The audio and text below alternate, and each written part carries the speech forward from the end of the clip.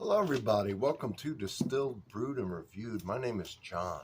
On this channel I do everything that has anything to do with alcohol and coffee if you're a coffee lover like I am. And I have a beautiful playlist. I've got everything categorized. I challenge you to go in there and check out that playlist. Read those titles. You're going to get all involved in it and you're going to love it. I make it easy for you. They know I always pin the first comment because it always has a link, the first comment does, to the playlist that pertains to what I'm reviewing. In this case, a Canadian beer. What Canadian beer, you ask? Well, funny you should ask. I haven't had one of these in years. How about you? In years. Since I started reviewing, I got all these crazy, silly things and new distilleries and breweries popping up everywhere. I let the classics, I call this a classic, go. And so here I am to visit. I'm going to revisit this thing. And I learned a little something about it today. So Moosehead, established in 1867. It's Canada's oldest brewery. Sixth generation is running it now. Let's read what I found out about. It's 5% alcohol. It's Canada's oldest independent brewery. Did you know that? I didn't know that. Located in St. John, New Brunswick. It was founded in 1867 and still privately owned by the Oland family. They're in their sixth generation of ownership. They have malt, hops, barley, water, of course, and other ingredients as adjuncts. And some of the other ingredients I'm not too crazy about. One of them with the fancy name of brewer's syrup. Brewer's syrup. You know what brewer's syrup is? It's corn syrup. High maltose corn syrup. They also use wheat and other adjuncts.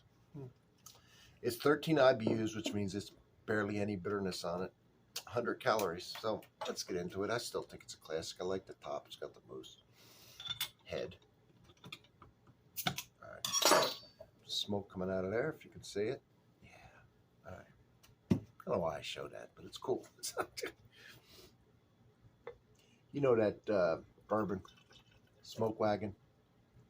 It's got its name. That was the name of a pistol back in the old West. Used to call them smoke wagons because I guess after you fired it, they smoked for so long.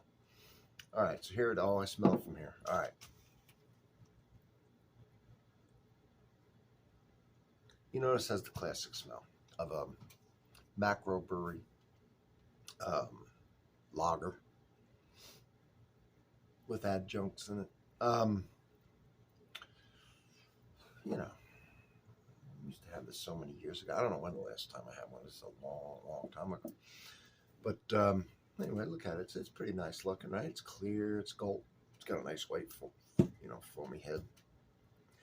Budweiser, Miller, Moosehead, Heineken. I think Heineken, though, probably just has it's from Holland, but I don't think they have any adjuncts. But either way, it's in the green bottle, so it gives that little skunky taste, which I like, by the way. I love that in Heineken. I love that little skunkiness in there.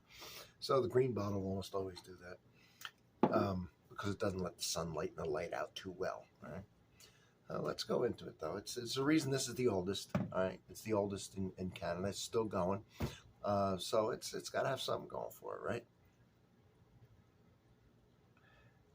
Well, I told you the typical beer, breadiness, a little sweetness coming through.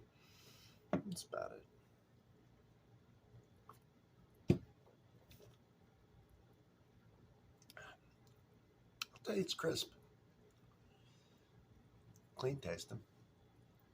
Hardly any bitterness to it at all. I mean, 10 IBUs, is that what I said it was? It's almost nothing. 13, yeah.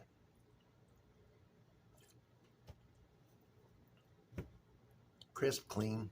Drink 1,000 of these on a hot day. 5% ABV.